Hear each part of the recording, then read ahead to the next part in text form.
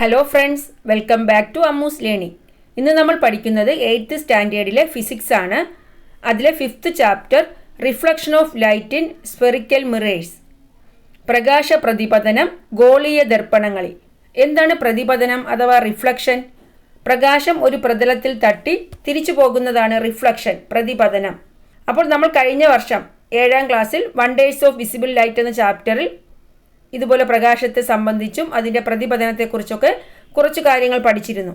അപ്പോൾ നമ്മൾ ഈ ചാപ്റ്ററിൽ പഠിക്കുന്നത് reflection of light in spherical mirrors, ഗോളീയ ദർപ്പണങ്ങളിൽ പ്രകാശത്തിൻ്റെ പ്രതിപതനം എങ്ങനെയാണ്, അതിൻ്റെ കൂടുതൽ കാര്യങ്ങളാണ് നമ്മൾ പഠിക്കുന്നത്. നിങ്ങൾ ഒരു പുതിയ സ്റ്റീൽ സ്പൂണിൻ്റെ ഇരുവശങ്ങളിലും നിങ്ങളുടെ മുഖം നോക്കുക.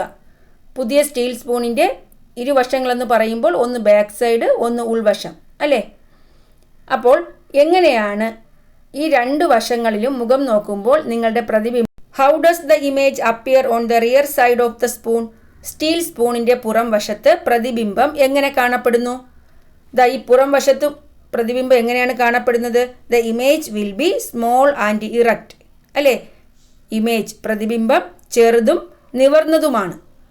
നിങ്ങൾ നോക്കുക, അപ്പോൾ മനസ്സിലാകും. ഇനി what about the image on the inner surface of the spoon? സ്പൂണിൻ്റെ ഉൾവശത്ത് എങ്ങനെയാണ് പ്രതിബിംബം? The image will be magnified and inverted. എന്താണ്? ഇമേജ് വലുതും അതുപോലെ ഇൻവേർട്ടഡ്. ഇൻവേർട്ടഡ് എന്ന് പറയുമ്പോൾ ഓബ്ജക്റ്റിനെ അപേക്ഷിച്ച് തല കീഴായ പ്രതിബിംബമാണ്. നിങ്ങൾ നോക്കുമ്പോൾ എങ്ങനെയാണ് കാണപ്പെടുന്നത്? തല കീഴായ പ്രതിബിംബമാണ് സ്പൂണിൻ്റെ ഉൾവശത്ത് കാണുന്നത്. മനസ്സിലായോ? അപ്പോൾ സ്പൂണിൻ്റെ രണ്ട് സൈഡിലും എങ്ങനെയാണ് പ്രതിബിംബം എന്ന് മനസ്സിലായല്ലോ. Write down the special features of the image on the spoon in relation to the shape of the reflecting surface. പ്രതിബിംബത്തിൻ്റെ പ്രത്യേകത സ്പൂണിൻ്റെ പ്രതിപതന തലത്തിൻ്റെ ആകൃതിയുമായി ബന്ധിപ്പിച്ചെഴുതൂ. എങ്ങനെ പറയാം? The image formed on the outer surface of the spoon is small and erect, but the image formed on the inner surface is magnified and inverted. സ്പൂണിൻ്റെ പുറം വശത്ത് ചെറുതും നിവർന്നതുമായ പ്രതിബിംബമാണ്, എന്നാൽ സ്പൂണിൻ്റെ ഉൾവശത്ത് വലുതായതും തല കീഴായതുമായ പ്രതിബിംബമാണ് കാണുന്നത്. മനസ്സിലായോ?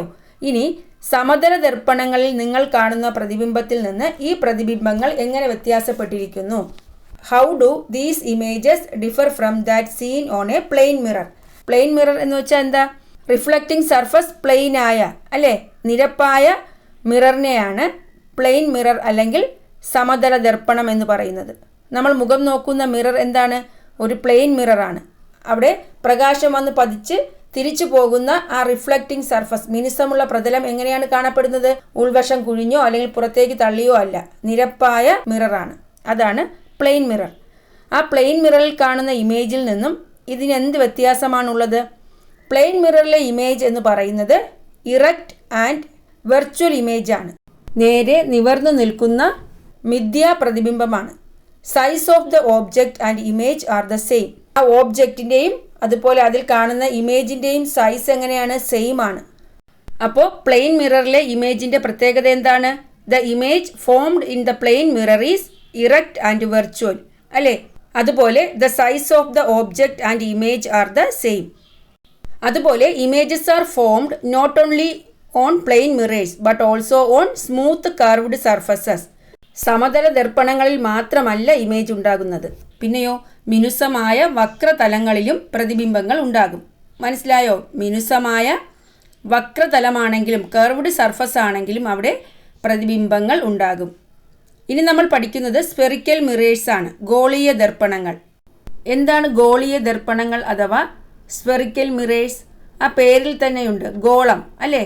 അതായത് ഒരു സ്ഫിയറിൻ്റെ പാർട്ടായിട്ട് വരുന്ന മിററാണ് സ്ഫെറിക്കൽ മിറർ എന്ന് പറയുന്നത്.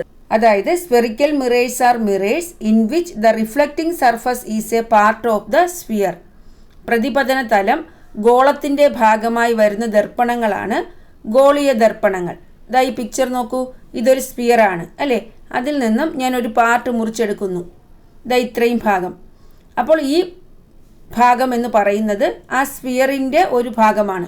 അപ്പോൾ ഞാൻ ഈ മുറിച്ചെടുത്ത ഭാഗം ഒരു മിററായി കൺസിഡർ ചെയ്താൽ അതിന് കുഴിഞ്ഞ ഭാഗവുമുണ്ട്, പിന്നെന്താണ്, പുറത്തേക്ക് തള്ളി നിൽക്കുന്ന ഭാഗവുമുണ്ട്. നമ്മൾ നേരത്തെ സ്പൂണിൻ്റെ കേസ് പറഞ്ഞതുപോലെ ആ മുറിച്ചെടുത്ത ഒരു ഭാഗം അതിന് കുഴിഞ്ഞ ഭാഗമുണ്ട്. ആ കുഴിഞ്ഞ ഭാഗമാണ് മിററിൻ്റെ റിഫ്ലക്റ്റിംഗ് സർഫസ് എങ്കിൽ ആ കുഴിഞ്ഞ ഭാഗത്ത് ഒരു സിൽവർ പേപ്പർ ഒട്ടിക്കുകയാണ്. അങ്ങനെയാണെങ്കിൽ ലൈറ്റ് റേസ് ആ കുഴിഞ്ഞ ഭാഗത്ത് വന്ന് തട്ടിയിട്ട് തിരിച്ചു പോകുന്നു. അപ്പോൾ ആ കുഴിഞ്ഞ ഭാഗം ഒരു മിററായി പ്രവർത്തിക്കുന്നു. അതുപോലെ പുറത്തേക്ക് തള്ളി നിൽക്കുന്ന ഭാഗത്താണ് ഒരു സിൽവർ പേപ്പർ ഒട്ടിക്കുന്നതെങ്കിൽ ആ ഭാഗത്തായിരിക്കും പ്രകാശരശ്മികൾ തട്ടിയിട്ട് റിഫ്ലക്റ്റ് ചെയ്യുന്നത്. അപ്പോൾ എന്താണ്, ആ പുറത്തേക്ക് തള്ളിയ ഭാഗം ഒരു മിററായി ആക്ട് ചെയ്യുന്നു. ഒരു സ്ഫിയറിൻ്റെ പാർട്ടാണ് റിഫ്ലക്റ്റിംഗ് സർഫസായി വരുന്നതെങ്കിൽ ആ മിററിനെ സ്ഫെറിക്കൽ മിറർ എന്ന് പറയുന്നു. സ്ഫെറിക്കൽ മിറർ രണ്ട് തരത്തിലുണ്ട്. ഏതാണ്? റിഫ്ലക്റ്റിംഗ് സർഫസ് ഉള്ളിലേക്ക് കുഴിഞ്ഞു നിൽക്കുന്നതും അതുപോലെ റിഫ്ലക്റ്റിംഗ് സർഫസ് പുറത്തേക്ക് ഉന്തി നിൽക്കുന്നതും. മനസ്സിലായോ?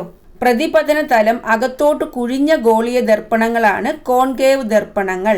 അപ്പോൾ concave mirror is a mirror in which the reflecting surface is curved inwards.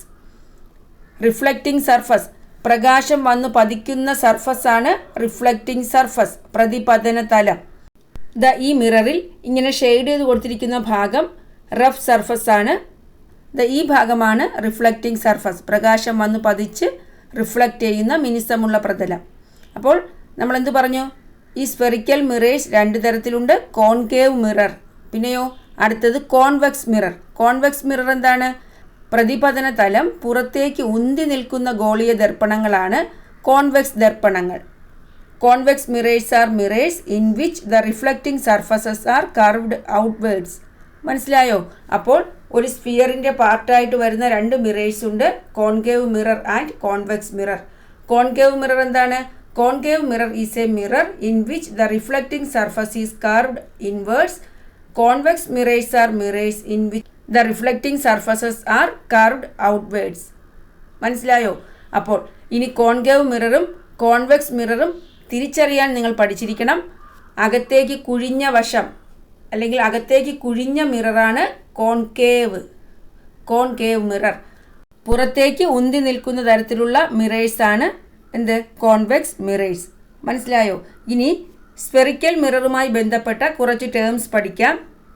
The technical terms associated with spherical mirrors. ഗോളീയ ദർപ്പണങ്ങളുമായി ബന്ധപ്പെട്ട ചില സാങ്കേതിക പദങ്ങളാണ്.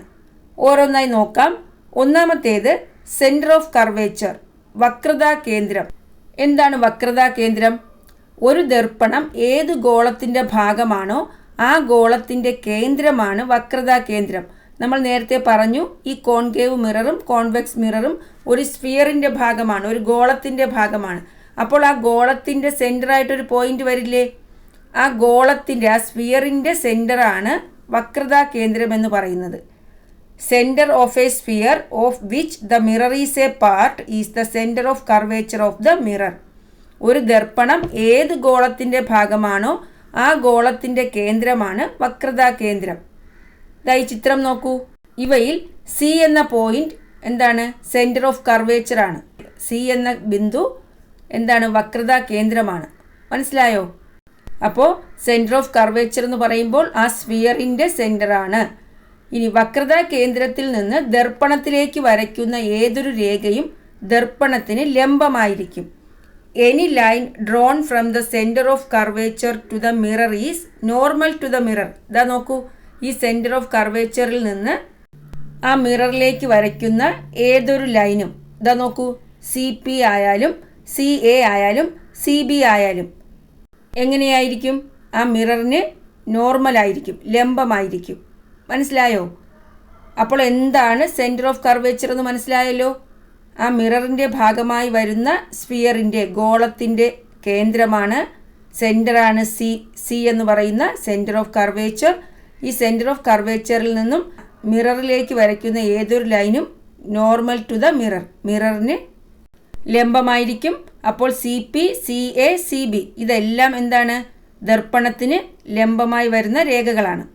ഇനി നോക്കൂ, റേഡിയസ് ഓഫ് കർവേച്ചർ, വക്രത ആരം. എന്താണ് റേഡിയസ് ഓഫ് കർവേച്ചർ? ഒരു ദർപ്പണം ഏത് ഗോളത്തിൻ്റെ ഭാഗമാണോ ആ ഗോളത്തിൻ്റെ ആരമാണ് ദർപ്പണത്തിൻ്റെ വക്രത ആരം. Radius of curvature R of a mirror is the radius of the sphere of which it is a part. നമുക്കറിയാം ഒരു സ്ഫിയറിൻ്റെ റേഡിയസ് എന്ന് പറയുന്നത് എന്താണ്? സെൻറ്ററിൽ നിന്നും ആ സർക്കിളിലേക്കുള്ള ഡിസ്റ്റൻസ് ആണ് അല്ലേ? ആ ദർപ്പണം എന്ന് പറയുന്നത് ഏതോ ഒരു ഗോളത്തിൻ്റെ ഭാഗമാണ്. അപ്പോൾ ആ ഗോളത്തിൻ്റെ ആരം ആ ദർപ്പണത്തിൻ്റെ വക്രത ആരം, റേഡിയസ് ഓഫ് കർവേച്ചറായി വരും. അപ്പോൾ ഇവിടെ വക്രതാ കേന്ദ്രത്തിൽ നിന്ന് ദർപ്പണത്തിൻ്റെ പ്രതിപതന തലത്തിലേക്കുള്ള അകലം വക്രത ആരമായിരിക്കും അല്ലേ? Distance from the centre of curvature to the reflecting surface of a mirror is the radius of curvature. നമ്മൾ ആ മിറർ മാത്രം കൺസിഡർ ചെയ്താൽ മതിയല്ലോ. അപ്പോൾ ആ സ്ഫിയറിൻ്റെ സെൻറ്ററിൽ നിന്നും ആ മിററിലേക്കുള്ള ദൂരം എന്ന് പറയുന്നത് എന്താണ്? റേഡിയസ് ഓഫ് കർവേച്ചർ, വക്രത ആരമാണ്. In the figures CP, CA അതുപോലെ CB ഇതെല്ലാം എന്തായിട്ടും വരും? റേഡിയസ് ഓഫ് കർവേച്ചർ, വക്രത ആരമായിട്ടും വരും. അടുത്ത് aperture. Aperture of a mirror is the reflecting surface of the mirror. ഒരു ദർപ്പണത്തിൻ്റെ പ്രതിപതന തലമാണ് അപ്പർച്ചർ എന്ന് പറയുന്നത്. മനസ്സിലായോ? അപ്പോൾ മൂന്നാമത്തെ ടേം ഏതാണ്? അപ്പർച്ചർ. എന്താണ് അപ്പർച്ചർ? ഒരു ദർപ്പണത്തിൻ്റെ പ്രതിപതന തലം, ഒരു മിററിൻ്റെ റിഫ്ലക്റ്റിംഗ് സർഫസ്, അതിനെയാണ് അപ്പർച്ചർ എന്ന് പറയുന്നത്. അടുത്ത് പോളാണ്. എന്താണ് pole? Pole of a mirror is the midpoint of the reflecting surface of the mirror. It is represented as P in the figure. ഒരു ദർപ്പണത്തിൻ്റെ പ്രതിപതന തലത്തിൻ്റെ മധ്യബിന്ദുവാണ് പോൾ. P ആണ് പോളിനെ സൂചിപ്പിക്കുന്ന ലെറ്റർ. അപ്പോൾ മിററിൻ്റെ സെൻറ്റർ, റിഫ്ലക്റ്റിംഗ് സർഫസിൻ്റെ സെൻറ്റർ, അതാണ് P, പോൾ. അടുത്തെന്താണ്? മുഖ്യ അക്ഷം, principal axis. എന്താണ് മുഖ്യ അക്ഷം? വക്രതാ കേന്ദ്രത്തെയും പോളിനെയും ബന്ധിപ്പിച്ചുകൊണ്ട് കടന്നു പോകുന്ന നേർരേഖയാണ് മുഖ്യ അക്ഷം. Principal axis of a mirror is the straight line connecting the pole of the mirror and the centre of curvature of the mirror. ആ മിററിൻ്റെ പോൾ, അതായത് റിഫ്ലക്റ്റിംഗ് സർഫസിൻ്റെ മധ്യബിന്ദുവും സെൻറ്റർ ഓഫ് കർവേച്ചറും തമ്മിലുള്ള സ്ട്രെയിറ്റ് ലൈനാണ്. മനസ്സിലായോ? അപ്പോൾ ഗോളീയ ദർപ്പണം എന്താണെന്ന് മനസ്സിലായി. അതിൽ വരുന്ന ടേംസ് ഏതൊക്കെയാണ്? Centre of curvature, radius of curvature, aperture, pole, principal axis. Centre of curvature വക്രത ആരം, അപ്പർച്ചർ, പിന്നെയോ പോൾ, മുഖ്യ അക്ഷം. ബാക്കി നമുക്ക് അടുത്ത ക്ലാസ്സിൽ പഠിക്കാം. അപ്പോൾ നിങ്ങൾക്ക് എൻ്റെ ക്ലാസ് ഇഷ്ടപ്പെട്ടു എങ്കിൽ നിങ്ങളെൻ്റെ ചാനൽ സബ്സ്ക്രൈബ് ചെയ്യുക, നിങ്ങളുടെ ഫ്രണ്ട്സിനൊക്കെ ഷെയർ ചെയ്യുക. Thanks for watching Ammu's learning.